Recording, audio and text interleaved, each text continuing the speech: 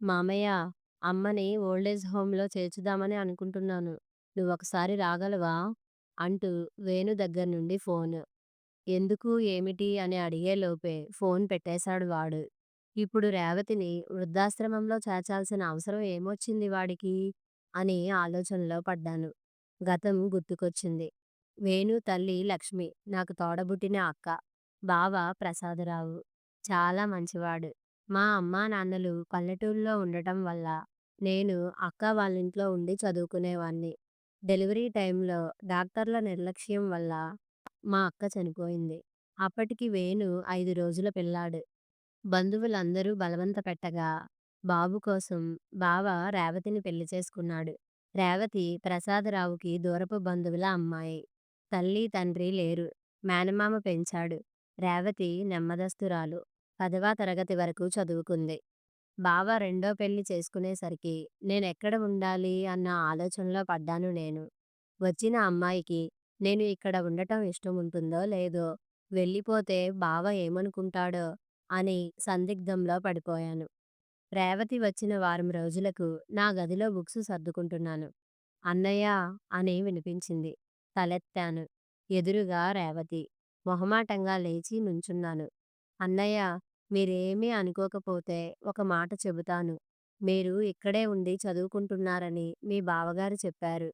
నేను వచ్చినందువల్ల మీరు ఇబ్బందిగా ఫీలవుతున్నారని, వేరేగా వెళ్ళిపోవాలని అనుకుంటున్నారని కూడా చెప్పారు.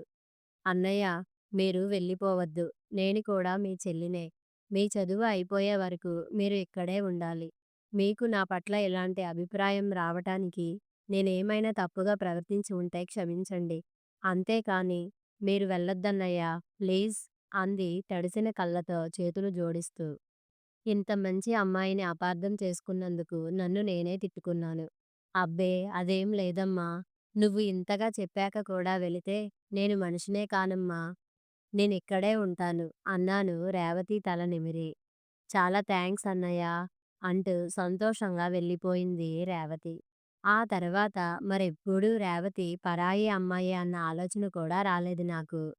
అంతలా ఆప్యాయతనుబంధాలు నెలకొన్నాయి మా మధ్య. బాబుని చాలా ప్రేమగా చూసుకునేది రేవతి. అమ్మలేని లోటు నాకు బాగా అనుభవం అన్నయ్య. బాబుకు ఆ లోటు తెలియకూడదు. అసలు నేను సవతి తల్లిననే విషయమే వాడికి తెలియకూడదు అని బావ దగ్గర, నా దగ్గర మాట తీసుకుంది రేవతి. మా అక్క ఉన్నా కూడా అంత బాగా చూసుకునేది కాదేమో అనిపించేది ఒక్కోసారి. మా అమ్మా నాన్నలకు కూడా కూతురు లేని లోటు తీర్చటంలో సఫలీకృతురాలైంది రేవతి. ఇంటికి వచ్చిన బంధువులందరితో కూడా రేవతి ఆప్యాయంగా మెలిగేది. ఇరుగు పొరుగు వారి దగ్గర కానీ, చుట్టాల దగ్గర కానీ రేవతికి చాలా మంచమ్మాయి అని పేరు వచ్చింది. 2 ఏళ్లు గడిచాయి.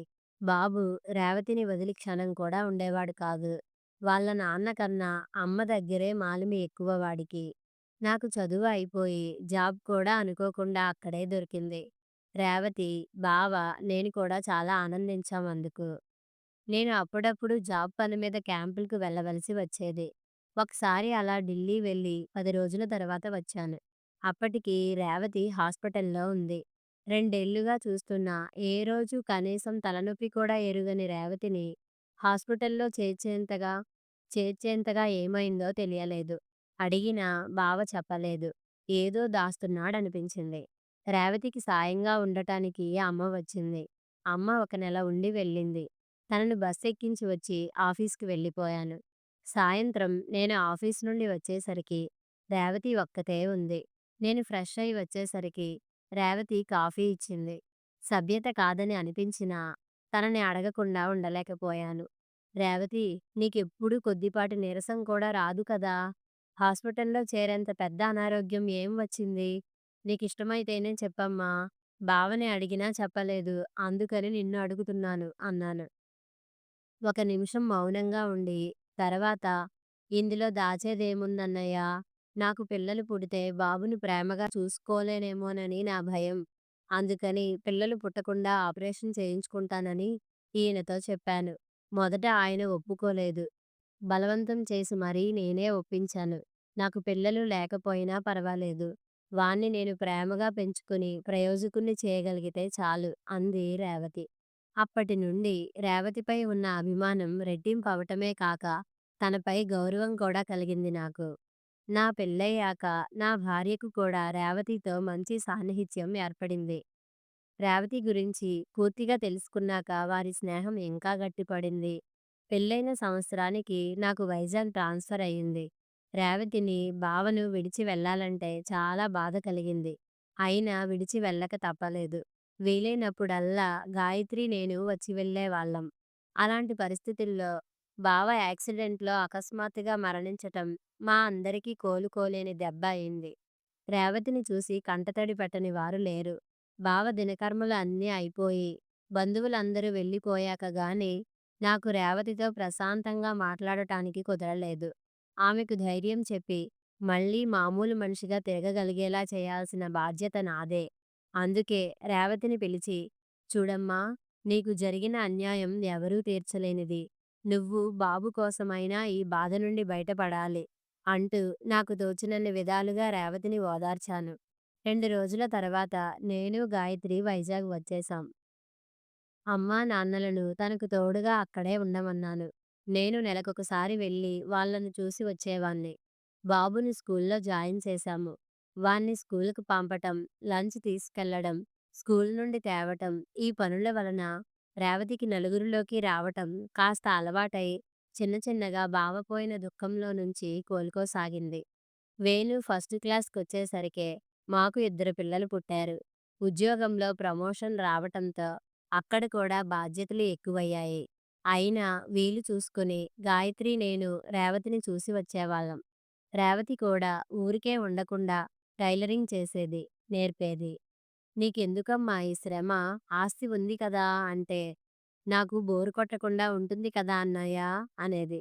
తను అలా ఏదో ఒక వ్యాపకంలో ఉంటే తనకు మనసు ప్రశాంతంగా ఉంటుంది అనిపించి ఊరుకున్నాము. రేవతికి రాబడి బాగానే ఉండేది. పని కూడా ఎక్కువగానే ఉండేది. అంత బిజీలో కూడా రేవతి బాబుని క్షణం మర్చిపోయేది కాదు.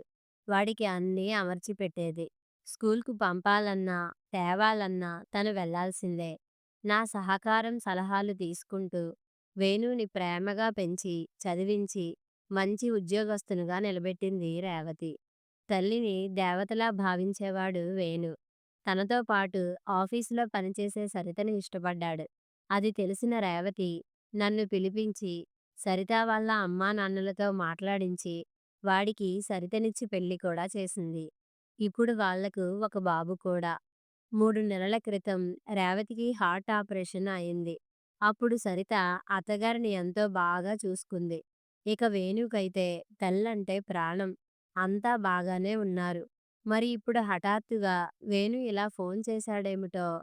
కారణం ఏమై ఉంటుందని ఎంత ఆలోచించినా ఏమీ తోచకపోవటంతో వాడితో మాట్లాడితే కానీ విషయం తెలియదులే అని నిట్టూర్చి ఇంటికి బయలుదేరాను. మధ్యలో బస్ టికెట్స్ రిజర్వేషన్ చేయించుకొని వెళ్ళాను.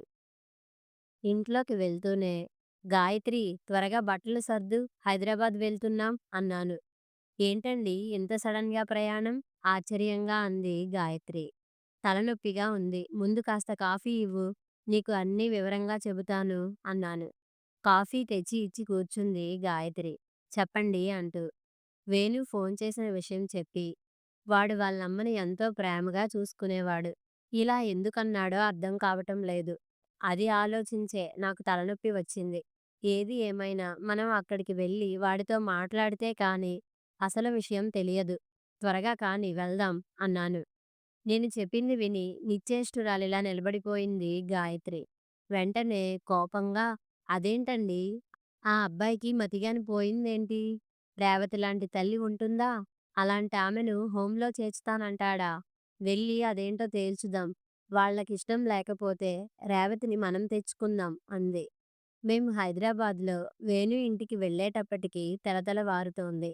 కాలింగ్ బెల్ కొట్టిన కాసేపటికి తలుపు తెరుచుకుంది. తలుపు తెరిచిన రేవతి ముఖంలో ఆనందంతో పాటు ఆశ్చర్యం. "ఏంటన్నయ్యా ఈ అనుకోని రాక" అంటూ ఇంట్లోకి దారితీసింది. రేవతి ముఖం చూస్తే ఈ విషయం తెలిసినట్లు లేదు. రేవతి కాఫీలు తెచ్చింది. అంతలో వేణు, సరిత కూడా లేచి వచ్చారు. పలకరింపులు అయిపోయాక స్నానాలు, టిఫిన్‌లు ముగించుకొని వేణు నేను బయటకు వెళ్ళొస్తామని చెప్పి బయలుదేరాం. కొంచెం దూరం వెళ్ళి చిన్న పార్కులో కూర్చున్నాం. ఇప్పుడు చెప్పరా వేణు, ఎందుకు మీ అమ్మను ఓల్డేజ్ హోమ్‌లో చేర్చాలని అనుకుంటున్నావు? అన్నాను. వాడు ఒక్క నిమిషం ఆగి, సరిత మళ్ళీ జాబ్‌లో చేరతానని అంటోంది మామయ్య. ఇల్లు కొన్నప్పుడు, మొన్న అమ్మకు ఆపరేషన్ అప్పుడు కొంత అప్పు అయింది కదా! పైగా ఈ సిటీలో కాస్త సుఖంగా బతకాలంటే ఇద్దరి సంపాదన లేకపోతే కుదరదు కదా! బాబుని అంటే డే కేర్‌లో చేర్చవచ్చు. కానీ అమ్మకు ఆరోగ్యం సరిగా ఉండటం లేదు కదా! పైగా ఆపరేషన్ అయి ఉండటం వల్ల తనను ఒక్కదాన్ని ఇంట్లో వదిలి వెళ్ళాలన్నా భయమే. అందుకని సరిత అమ్మను హోంలో జాయిన్ చేయాలని పట్టుపడుతోంది. నాకు అమ్మను వదిలి ఉండటం ఇష్టం లేదు. ఏం చేయాలో పాలుపోక మీకు ఫోన్ చేశాను. ఈ విషయం అమ్మకు ఇంకా చెప్పలేదు. ముందు మీతో మాట్లాడి తర్వాతే అమ్మతో మాట్లాడాలి అనుకున్నాను అన్నాడు వేణు. చాలా మంచి పని చేశావు. ముందే మీ అమ్మకు తెలిసినట్లయితే నీకు హోమ్ ఖర్చు లేకుండా పోయేది. ఎందుకంటే ఈ విషయం విన్న వెంటనే గుండె ఆగి చనిపోయేది అన్నాను. మామయ్య అంటూ దెబ్బతిన్నట్టుగా చూశాడు వేణు. లేకపోతే ఏంట్రా? ఇప్పుడు నీకు తెలియని 2 విషయాలు చెబుతాను విను.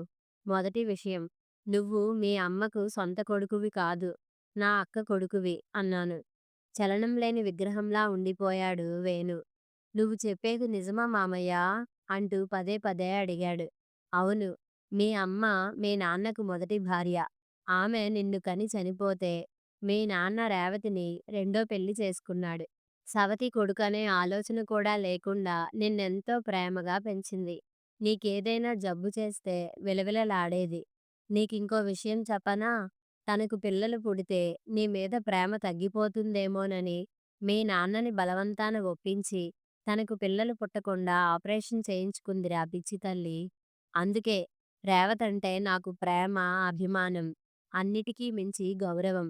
తల్లి తండ్రి లేని నిన్ను ఇంత ప్రేమగా పెంచి చదివించి ఇంతటి వాడిని చేసినందుకు ఇలా కృతజ్ఞత చూపుతావనుకోలేదు. ఆ తల్లి రుణం ఏమిస్తే తీరుతుంది? రుణం తీర్చుకోలేకపోతే పోయావు. కనీసం మిమ్మల్ని చూసుకుంటూ సంతోషంగా బతుకుతున్న ఆమెకు ఆ సంతోషం కూడా లేకుండా బయటకు పంపేయాలని చూస్తావా? మీ అమ్మకు తన పెంపకంపై చాలా నమ్మకం. తన నమ్మకాన్ని వమ్ము చేస్తావనుకోలేదు. నేను చెప్పాల్సింది చెప్పాను. అయినా నీ అభిప్రాయం మారకపోతే మీ అమ్మను నేను తీసుకెళ్తాను. అంతేకాని హోంలో చేర్చటానికి ఎట్టి పరిస్థితుల్లోనూ ఒప్పుకోను. ఆలోచించుకో అంటూ కోపంగా కదలబోయాను. వేణు చేతులు నన్ను ఆపేశాయి. విసురుగా వేణువైపు చూసిన నేను వాడి కళ్ళ వెంట కారుతున్న నీటిని చూసేసరికి కొంచెం మెత్తబడ్డాను. నన్ను క్షమించు మామయ్య. సరిత అమ్మను ఓల్డేజ్ హోంలో చేర్చుదామని చెప్పినప్పటి నుండి నా మనసులో లేదు. మీరైతేనే నాకు సరైన సలహా ఇస్తారని మీకు ఫోన్ చేశాను. ఇప్పుడు మీరు చెప్పిన విషయాలు విని కూడా నేను ఒక అభిప్రాయానికి రాకపోతే నేను మనిషిగా బతకటానికి కూడా పనికిరాను. ఏదేమైనా సరితను ఉద్యోగానికి పంపను. నా బిడ్డకు కూడా మాతృప్రేమను దూరం కానివ్వను. నా తల్లికి నా చేతనైనంత వరకు ఏ కష్టం కలుగనివ్వకుండా చూసుకుంటాను. ఇది నీ మేనల్లుడిగా కాదు మామయ్య, రేవతి కొడుకుగా చెబుతున్న మాట అన్నాడు దృఢంగా వేణు. మళ్ళీ హమ్మయ్య! ఇదంతా అమ్మకు తెలియదు. తెలిసినట్లయితే ఇక జీవితంలో అమ్మకు ముఖం చూపించటానికి నాకు అర్హత ఉండేది కాదు. ఇప్పుడు నా మనసు ప్రశాంతంగా ఉంది. నాకు చాలా హెల్ప్ చేశావు మామయ్య. నీకు మెనీ మెనీ థాంక్స్ అని. పద మామయ్య, నాకు ముందు అమ్మను చూడాలని ఉంది అన్నాడు వేణు. ఇద్దరం ఇంటికి వచ్చాం. గాయత్రి ముఖంలో కూడా ఏదో సాధించిన సంతోషం కనబడింది. నాలాగే తను కూడా తన ప్రయత్నంలో సఫలం అయిందని అర్థమైంది. వేణు అమ్మా అమ్మా అని పిలుస్తూ రేవతి గదిలోకి వెళ్ళి చేయి పట్టుకుని హాల్లోకి తెచ్చి సోఫాలో కూర్చోపెట్టి తన ఒడిలో తలపెట్టుకుని పడుకున్నాడు. ఏంటి నాన్నా, ఒంట్లో బాగాలేదా? అంది రేవతి నుదిటిపై చేయి పెట్టి ఆదుర్దాగా. లేదమ్మా, ఊరికే పడుకోవాలనిపించింది అన్నాడు వేణు. కొడుకు తల నిమురుతూ, చూడన్నయ్యా, వీడికి ఇంకా పసి మనస్తత్వం పోలేదు మురిసిపోతూ అంది రేవతి. తన ముఖంలో సంతోషం చూస్తుంటే ఒక మంచి హృదయం ముక్కలు కాకుండా కాపాడగలిగానన్న తృప్తితో నా మనసంతా నిండిపోయింది. కథ సమాప్తం.